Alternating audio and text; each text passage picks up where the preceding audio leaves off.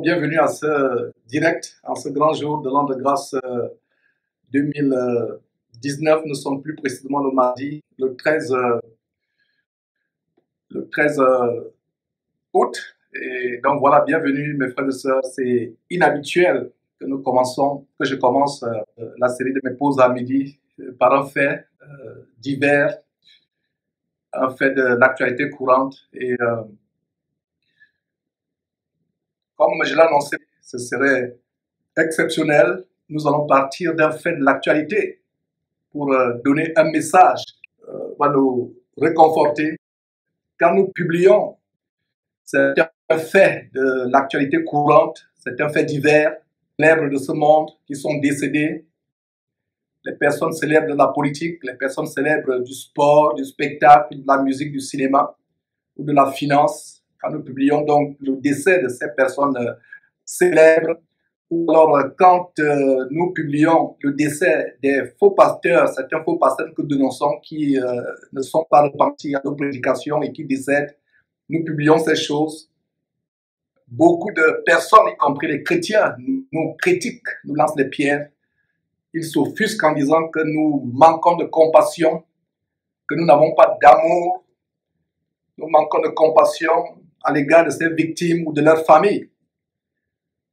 D'autres disent que c'est de la distraction, que nous devons plutôt nous focaliser, nous concentrer sur l'enseignement de la parole de Dieu.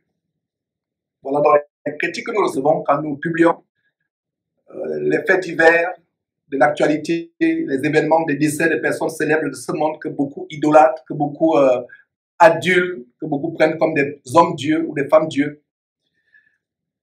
Si vous croyez avec moi que Jésus-Christ est notre modèle, le modèle que nous devons suivre pas à pas, si vous le croyez véritablement, que Jésus-Christ est notre modèle, le modèle que nous devons suivre, l'exemple à suivre par tous les vrais chrétiens à travers le monde, dans toutes les générations, alors voyons comment Jésus-Christ lui-même a utilisé un fait divers, un événement d'actualité, un fait divers, et vous allez comprendre comment Jésus-Christ et ses disciples étaient tellement sensibles à l'actualité.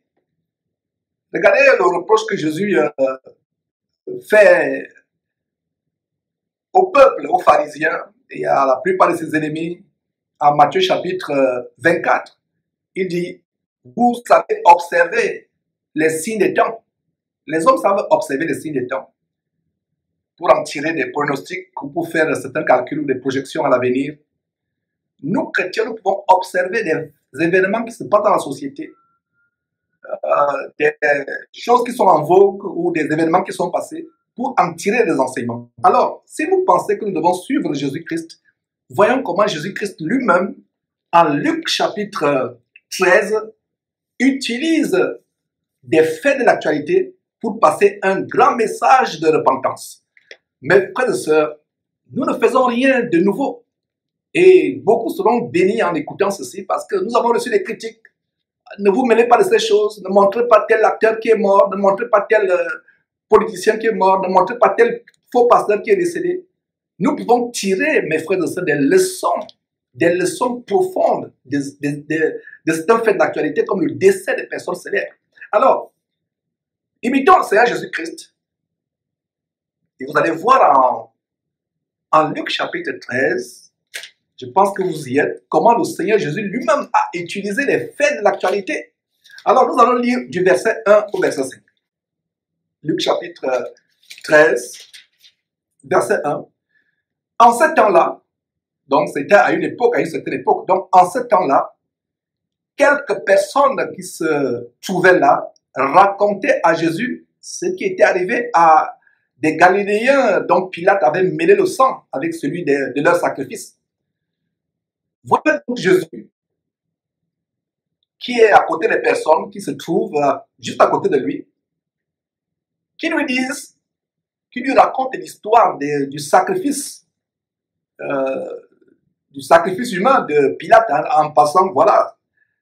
C'est pas aujourd'hui que nous avons les sacrifices humains des hommes politiques. Les sacrifices humains des Illuminati, des francs-maçons, ce n'est pas aujourd'hui. Voilà dans la Bible un récit de comment Pilate avait sacrifié certaines personnes. Il avait tué certains Galiléens Et les Galiléens étaient les personnes, je peux dire, en quelque sorte des compatriotes de Jésus-Christ était issu de la Galilée, une région tellement méprisable en Israël, la Galilée, et c'est de là où Jésus est issu. Et donc, regardez comment on vient lui raconter que ces Galiléens ont eu un terrible sort, Pilate les a sacrifiés, Pilate les a tués et a mêlé leur sang à celui des sacrifices que ce Pilate faisait à ses dieux. Alors, nous voyons ici comment le Seigneur Jésus est sensible à l'actualité. Qu'est-ce que le Seigneur Jésus leur dit? Vous allez suivre au verset 2. Est-ce que Jésus dit, s'il vous plaît, je ne veux pas écouter ces choses, je ne suis pas venu par ce qui arrive, moi je suis venu sur terre faire ma mission, sauver les gens. C'est ce que vous lisez au verset 2. Si vous lisez au verset 2, ça veut dire que vous avez une fausse Bible. Jésus ne les a pas repoussés en disant non, c'est la distraction, ne me racontez pas comment les gens sont morts. Ne me racontez pas la mort des Galiléens, ça c'est les faits divers, ça c'est la distraction. C'est ce que Jésus leur a dit. Pas du tout. Regardez ce que Jésus leur dit. Verset 2, Jésus leur répondit, croyez-vous que ces Galiléens fussent de plus grands pécheurs que tous les autres Galiléens parce qu'ils ont souffert de la sorte? Voilà la révélation. Jésus est en train de prendre ce fait divers pour passer un message. Et d'ailleurs, nous découvrons une révélation que si ce genre de choses arrive aux gens, c'est parce qu'ils sont des pécheurs. Est-ce que vous voyez la révélation? Jésus dit, croyez-vous que ces Galiléens fussent de plus grands pécheurs que tous les autres Galiléens parce qu'ils ont souffert de la sorte? Imaginez-vous un roi, un gouverneur, un homme politique qui sacrifie. Ponce Pilate, un Romain, qui sacrifie les Galiléens, il met le sang des Galiléens au sacrifice humain à ces dieux romains, à ces dieux, à ces divinités satanistes, paganistes romaines. Il met le sang. Et Jésus précise que ces gens ont souffert. Et Jésus donne la révélation ici, à savoir que ces gens ont souffert parce qu'ils ont péché. Donc, tous ces enfants qu'on sacrifie, qu'on capture, qu'on sacrifie, ou ces personnes dont on découpe le corps pour vendre soit les parties génitales, soit le cœur, soit les reins, ces personnes qu'on trouve sur les plages à Libreville, dans les rues à Abidjan ou au Cameroun, ces personnes, voilà la révélation, c'est des personnes soit dont les parents ont péché, sont dans le péché, ou des enfants eux-mêmes qui ont péché. On leur dit, les parents disent ne sortez pas la nuit, ne vous baladez pas n'importe où, n'ayez pas les mauvaises fréquentations. Ce sont ces enfants qui se retrouvent charcutés, qui se retrouvent soit dans les glacières pour les organes humains dans les hôpitaux, qui se retrouvent soit en train d'être mangés dans les loges franc-maçonniques ou dans les huttes de marabouts, de féticheurs, par ces gens qui veulent la célébrité, qui veulent s'enrichir. Donc ces gens ont souffert. Jésus donc utilise la mort de certains Galiléens qui ont été sacrifiés par Pilate. Il utilise cela pour passer un message, pour enseigner. Alors il dit, il a répondu, il ne les a pas repoussés en disant non, c'est la distraction. Je suis venu pour faire la mission de mon Père sur terre, mourir sur la croix. Je ne veux pas entendre ces choses, s'il vous plaît, c'est la distraction, c'est ça? Mais pas de ça, n'ayez pas l'apparence de la spiritualité. Quand c'est Jésus-Christ est venu, nous publions ces choses. Il y a un but, c'est pour passer un message, c'est pour enseigner. C'est pour enseigner que nous donnons ces choses. Ce n'est pas parce que nous manquons de compassion. Mais frère de ça, si moi je manquais de compassion, je ne serais pas là devant vous tous les jours. Je ne serais pas là vraiment en train de sonner l'alarme, de sonner l'alarme, d'avertir les frères, d'encourager, d'exhorter tous les jours. Je ne serais pas là. Et il n'y a pas plus grande compassion que d'avertir les gens, de dire, hey, faites attention, c'est la voie de l'enfer. Faites attention. Donc, regardez mes frères et sœurs ce qui se passe. Jésus utilise donc ce qu'on lui raconte, un fait divers de l'actualité, un roi qui a sacrifié. Qu'est-ce que nous vous montrons dans certains milieux de Jésus-Christ TV? Les sacrifices des Illuminati, des francs-maçons, des gens puissants de ce monde, comment ils font leurs sacrifices. C'est ce que nous vous montrons, n'est-ce pas? Pour qui sont morts, ne pensez pas qu'ils sont plus grands pécheurs que les autres Galiléens. Donc c'est la preuve que toutes ces personnes qui se retrouvent étant sacrifiées, on dit à un enfant, ne te balade pas, ne fais pas ceci, ne fais pas cela. D'ailleurs, c'est le sujet de notre exhortation aujourd'hui, de tirer des leçons, non seulement pour les jeunes chrétiens, pour nous parents qui élevons les enfants, que la mort de cet homme qui a contribué à perpétuer la jeunesse africaine, mondiale même, avec son abomination diabolique de couper décalé, ce genre musical où beaucoup de femmes, de jeunes filles se sont retrouvées déviergées à cause de cette musique.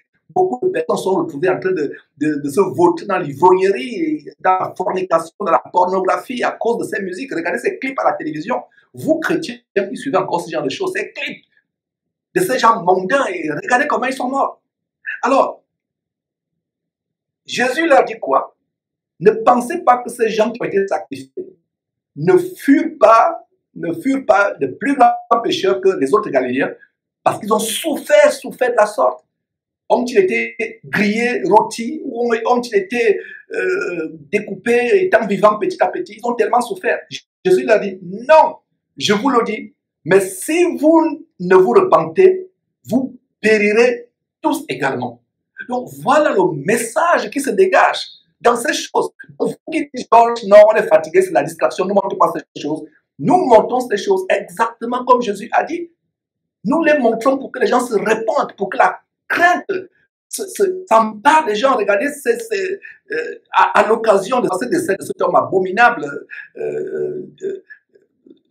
DJ, qu'on appelle DJ Ararat, beaucoup de jeunes en Côte d'Ivoire, on a vu des jeunes en Côte d'Ivoire qui disent non, notre Dieu n'est pas mort, il va être ressuscité. Les jeunes sont en train de crier, non, il n'est pas mort, nous voulons aussi mourir avec lui, nous voulons mourir avec lui, nous voulons mourir avec lui. Alors que cette mort devrait être l'occasion pour les jeunes gens de se repentir. Et si vous ne le saviez pas, mes frères et sœurs, DJ Ararat, ou Arafat, je ne sais pas, est décédé en faisant de la cascade avec ses motos. En faisant de la cascade. Et d'ailleurs, en parlant de moto, c'est quand même curieux que cet homme est décédé quelques temps après, quelques jours ou quelques semaines après, je n'ai pas la date exacte, après qu'il ait sorti un album, un single, un album musical intitulé Moto Moto. Moto Moto qui signifie l'homme et la moto, l'homme moto, l'homme et la moto. Et que, où il meurt comment? Il meurt sur la moto. Ça laisse réfléchir. Et voilà des jeunes gens qui se lèvent, des femmes qui disent non, notre Dieu n'est pas mort, il est ressuscité, il va ressusciter. Et on va voir des personnes tourmentées, dérangées, comme cet homme tourmenté, Camille Makosso, qui dit que voilà, cet homme est éternel, il sera éternel. Nous sommes au parfum de l'actualité. Nous suivons ces choses pour enseigner. Quelques instants, il est mort en faisant la cascade avec la moto. Terrible. Il est mort en faisant ce contre quoi nous avertissons les jeunes, les passions de la jeunesse, la folie de la jeunesse. Voilà comment il est mort. Et Jésus continue en disant, non, je vous le dis, verset 3, mais si vous ne vous repentez pas, vous périrez tous également. Donc, toi qui m'écoutes, si tu ne te repens pas en suivant l'histoire de DJ Arafat, tu vas périr pareillement, toi jeune homme. Pour toi, parent qui m'écoute aujourd'hui, si tu ne te réveilles pas en suivant les exhortations qui vont suivre, en reprenant le contrôle de ta famille, un de tes enfants va périr de la sorte. Voilà l'avertissement, voilà pourquoi nous montrons ces choses. L'âme d'une personne est tellement précieuse. Le Seigneur Jésus disait, et d'ailleurs on va revenir là-dessus dans quelques instants, que donnerait un homme pour son âme, que donnerait un homme pour son âme. Une âme est précieuse, mes frères et sœurs. Alors, Jésus utilise un fait divers des Galiléens qui sont sacrifiés par un roi, par un homme politique pour augmenter ses pouvoirs et sa célébrité, son influence, son charisme. Il utilise cela pour dire aux gens, hey, ces gens, parce que Satan ne va prendre comme élément de sacrifice des personnes vivant dans la piété. Si vous êtes un jeune homme, vous ne sortez pas, vous n'allez pas en boîte de nuit, vous n'allez pas vers les prostituées dans ces endroits bizarres là où se passe la fornication, la prostitution, l'ivrognerie. Vous ne vous baladez pas, vous suivez vos parents, vous êtes obéissants, vous passez le temps à lire votre Bible, à faire vos études tranquillement. On ne viendra pas annoncer un jour une nouvelle à cet enfant qui passe le temps à dormir, à découcher. Le voilà, on l'a retrouvé découpé au bord d'une plage. On ne viendra pas dire ça à votre parent et vous ne perdrez pas la vie. C'est pour avertir. J'espère que vous comprenez. Oh, homme insensé, oh, femme insensée. Nous publions ces gens, les gens disent non, c'est la distraction, c'est la distraction. Jésus continue. Et le verset 4 nous montre comment Jésus lui-même leur annonce aussi une autre histoire. Ils sont venus dire à Jésus l'histoire des Galiléens qui ont été décédés, qui ont été sacrifiés. Jésus leur raconte aussi son histoire à lui. Ce n'est pas les autres qui racontent l'histoire. Jésus lui-même raconte l'histoire. Ça veut dire quoi? Jésus était au parfum de l'actualité. Nous, derrière Jésus-Christ, nous sommes une télévision chrétienne et nous sommes au parfum de l'actualité pour avertir les gens. Donc, regardez au verset 4 comment Jésus dit. Ou bien, ces 18 personnes sur qui est tombée la tour de Siloé, excusez-moi, ou bien ces 18 personnes, 18 personnes sur qui est tombée la tour de Siloé, tous les autres habitants de Jérusalem. Ça fait quoi? Ces gens sont morts parce qu'ils étaient coupables. Ces Galiléens ont été sacrifiés parce qu'ils étaient coupables de leur péché. Ces 18 personnes sur lesquelles la tour est tombée étaient coupables. Quelle est la révélation ici? La révélation, c'est que un véritable enfant de Dieu qui craint Dieu ne va pas se retrouver zigouillé quelque part, découpé pour être mis dans une glacière ou pour être sacrifié à des divinités satanistes. Non, ce n'est pas possible à la lumière de ce verset. Ou alors un accident de circulation, alors une voiture qui ramasse un chrétien.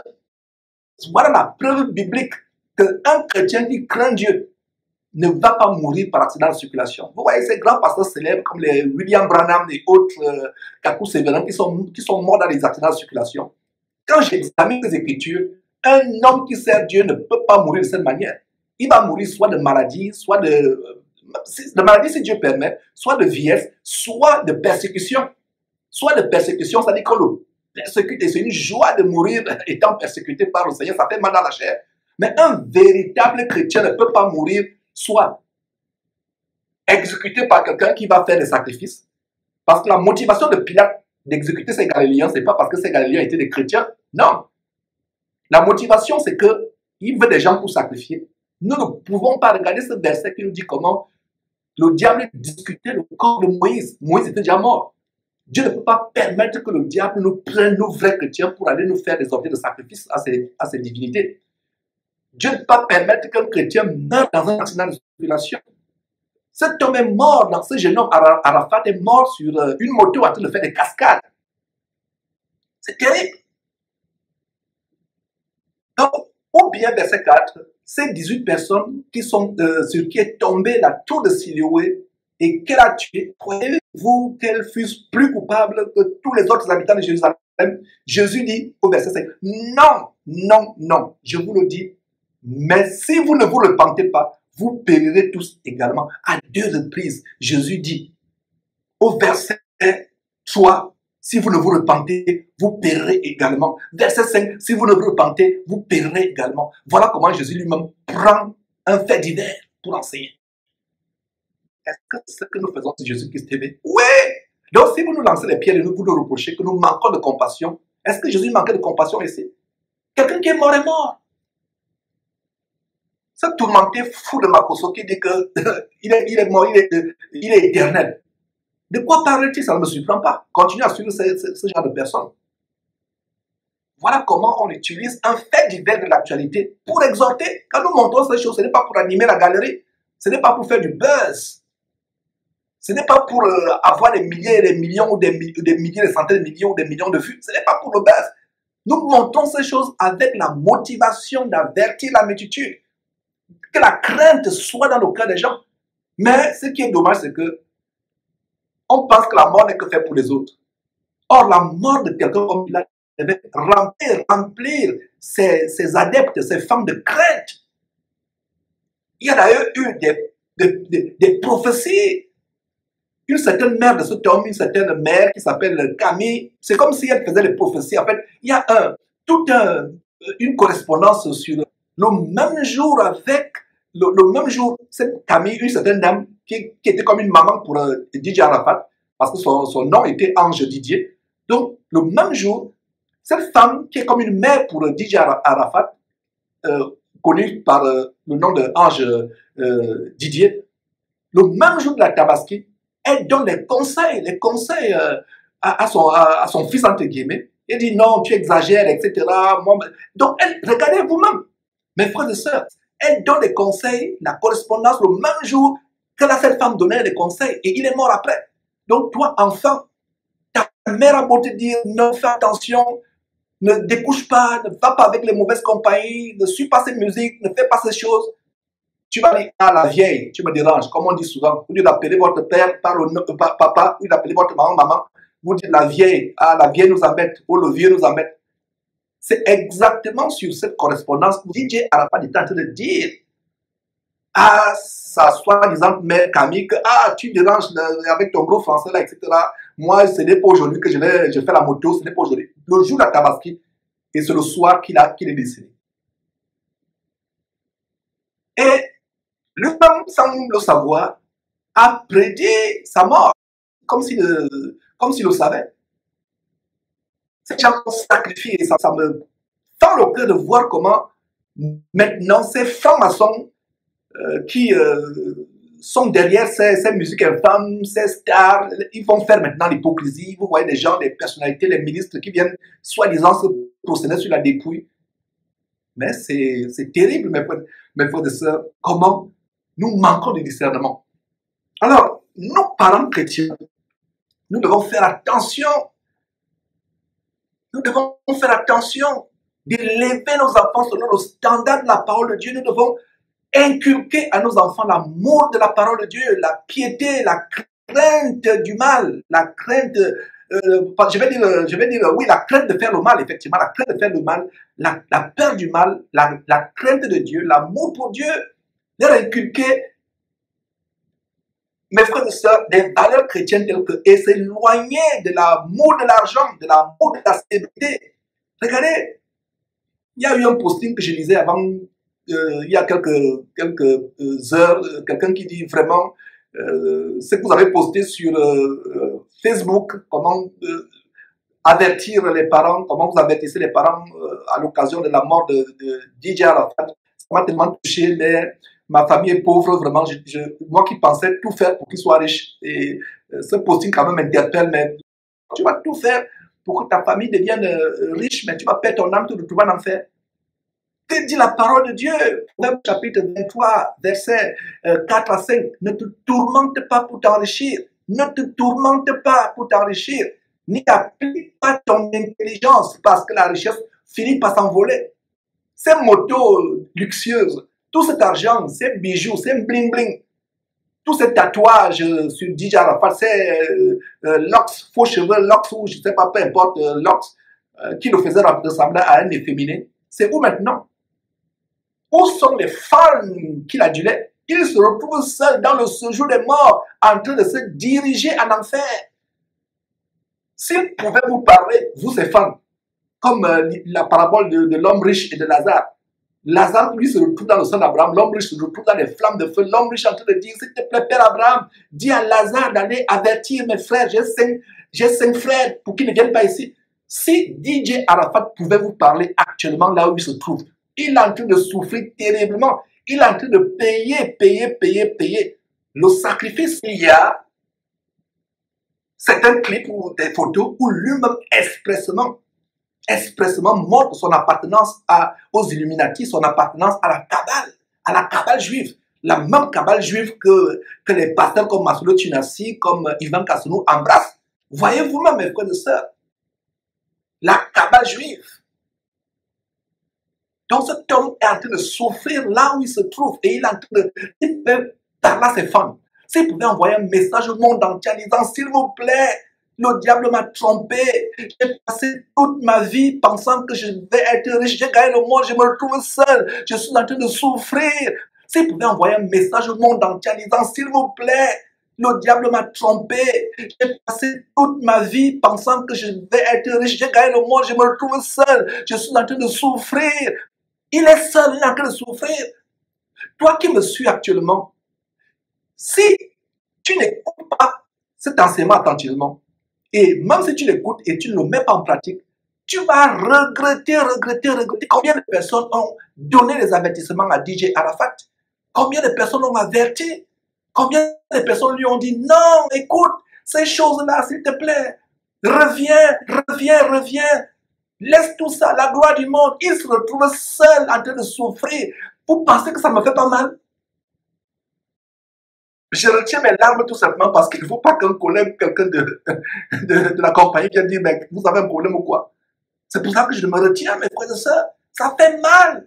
Donc, toi, jeune, qui se trouve dans qui suit ces choses, le vent, le mouvement, combien de fois on a montré des personnes sur Jésus-Christ TV qui décèdent en pleine ambiance. On a montré qu'il y a sur un lac, le lac, je crois, Victoria, un bateau qui s'écoule, il y avait des homosexuels, des lesbiennes, des gens qui s'amourent ensemble, et la vie. On montre ces choses. Combien de fois on a montré des personnes qui décèdent alors que quelque temps avant, c'était la fête, c'était les fêtards. Et vous, parents chrétiens, éloignez vos enfants de ces choses. Prenez vos maisons au contrôle. Cette maison où n'importe quelle musique, les parents, je parle aux parents chrétiens, les parents mondains, il n'y a pas de problème, ils sont mondains, ils ne connaissent pas ces choses. Mais vous, parents chrétiens, inculquez la crainte de Dieu à vos enfants, qu'on n'entende pas dans votre maison des musiques profanes, des choses profanes, des films, n'importe quel film.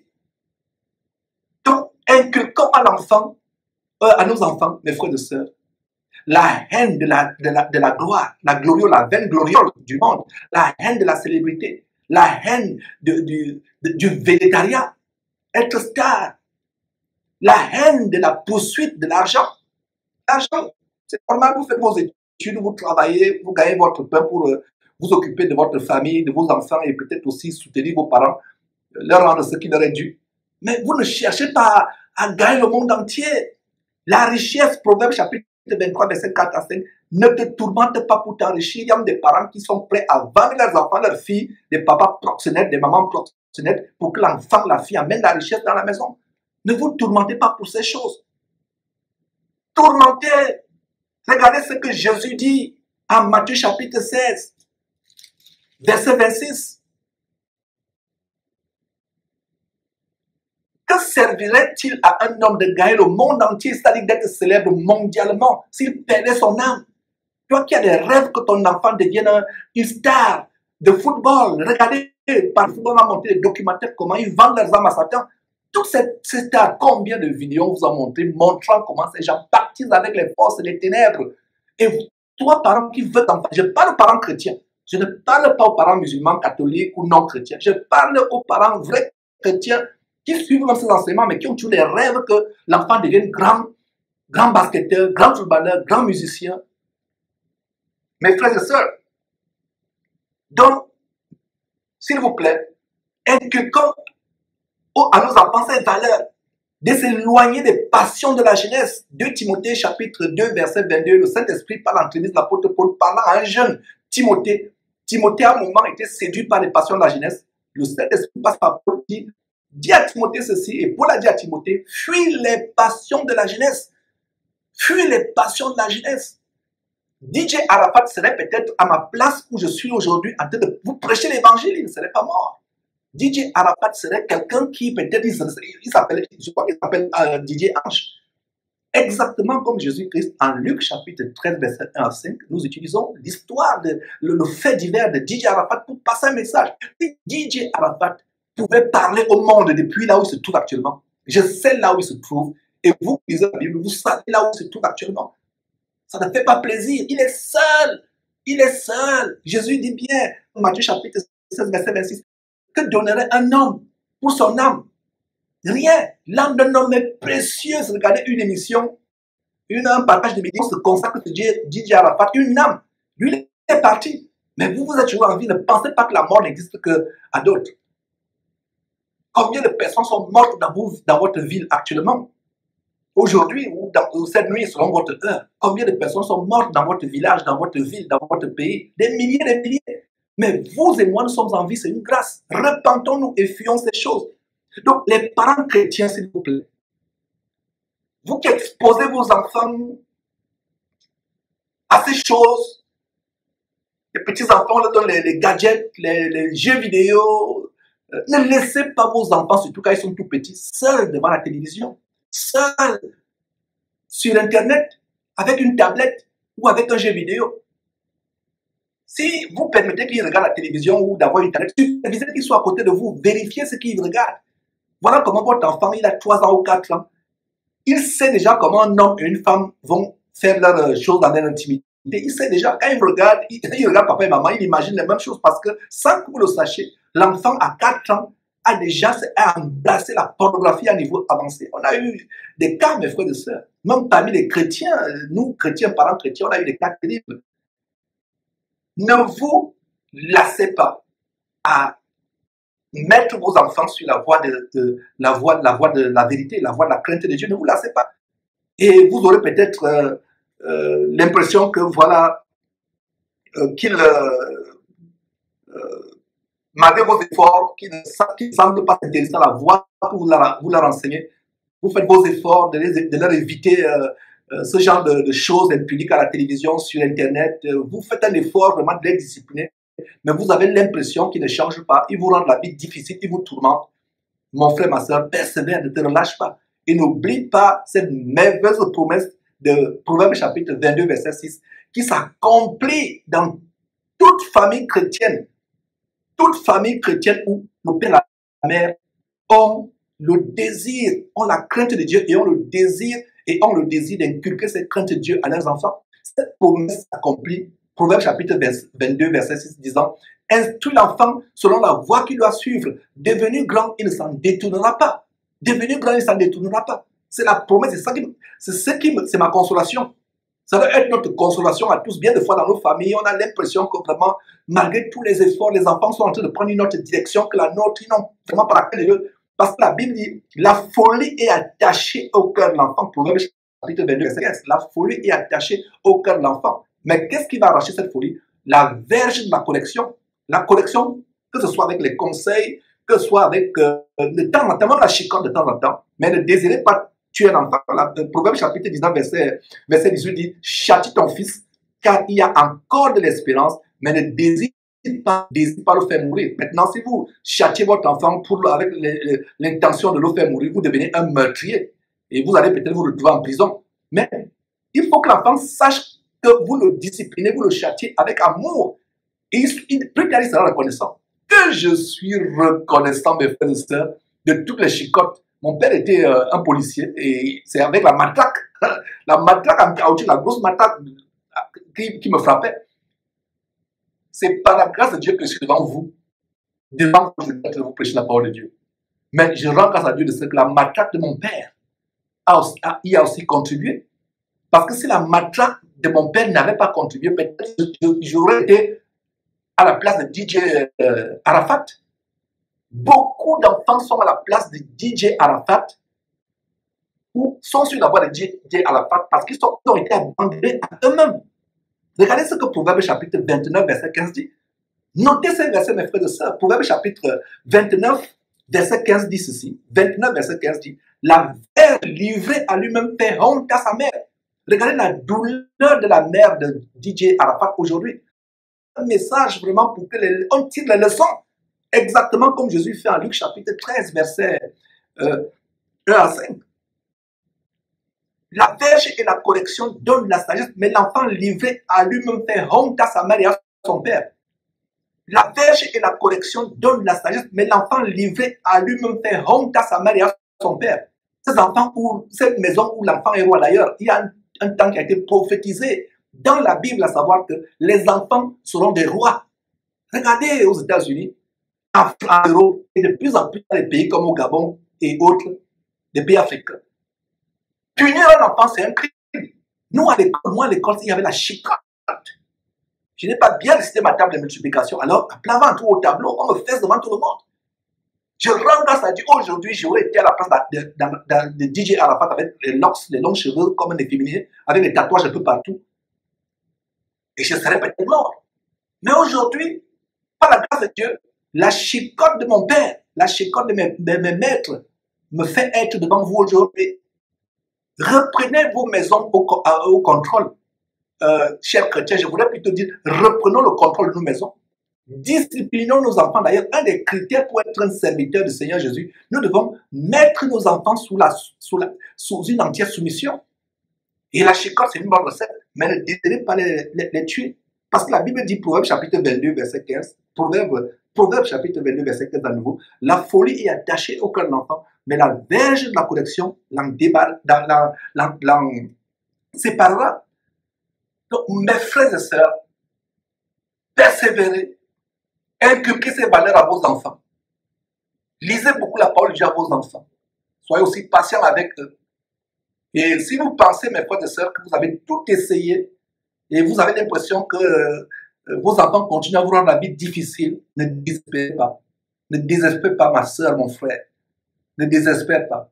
Continuez à prier Dieu. N'oublie pas cette promesse. Je crois fermement à cette promesse. Et je crois à cette promesse pour mes enfants à moi. Même s'ils se détournent un jour, même s'ils font des choses terribles, la folie est attachée à leur cœur, mais croyons Dieu, mes frères et sœurs, que Proverbe chapitre 22 va s'accomplir, verset 6 va s'accomplir. Proverbe chapitre 22, verset 6 va s'accomplir, à savoir que instruit l'enfant selon la voie qu'il doit suivre. Devenu grand, il ne s'en détournera pas.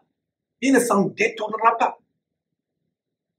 Éloignez de vos maisons tous ces attraits, toutes ces voluptés, ces frivolités telles que les musiques infâmes. Il y a un verset dans la Bible qui dit qu'on n'entende même pas dans votre maison de l'impudicité. Même entente. Or, les maisons des chrétiens, vous ouvrez la télévision, vous y allez. Qu'est-ce qui passe à la télévision? C'est Beyoncé, ou bien c'est les clips coupés décalés, les femmes à moitié nues qui se déhanchent, Les enfants suivent ça. Vous avez des gamins, des adolescents qui pensent que c'est ça la vie. Et vous êtes surpris que l'enfant, le matin, vous allez à sa chambre, vous vous rendez compte que l'enfant a découché et que l'enfant avait plutôt la pratique de découcher. Là, voilà, à 12 ans ou 13 ans, elle vit avec une grossesse. J'espère que cette exhortation n'est pas en vain. Donc, voyez comment, mes frères et sœurs, nous utilisons les exemples du monde pour amener les parents à se ressaisir, les parents chrétiens, pour nous amener à nous repentir. Peut-être toi qui me suis, si tu ne fais pas garde, peut-être ce sera le cas de ton enfant. DJ Arafat, le prochain DJ Arafat sera peut-être ton enfant ou ta fille. Ou peut-être toi-même, si tu es un jeune chrétien, un jeune croyant qui me suit. Ayons la crainte de Dieu.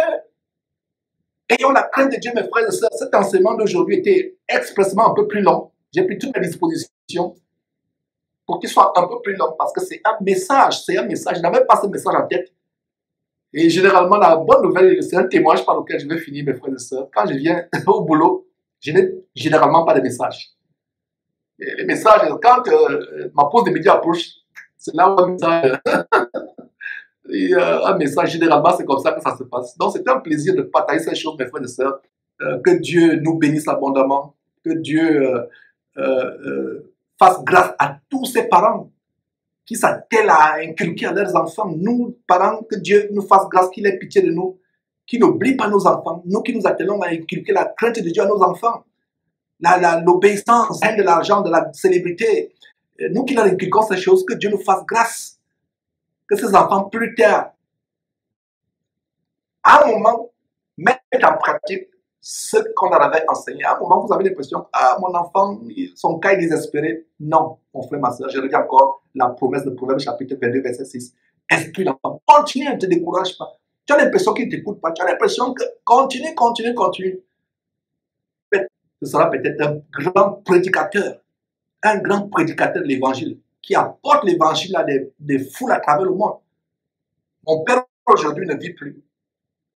Il n'a pas été vivant pour expérimenter l'impact de ce ministère à travers le monde.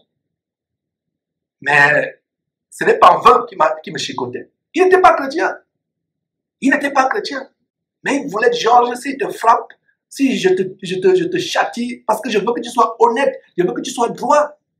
Les mauvaises compagnies, il faut les éviter, etc., etc. Mes frères, je ne vais pas abuser de mon temps.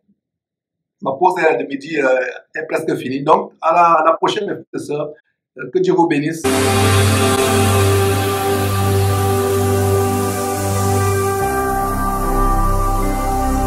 Jésus-Christ TV.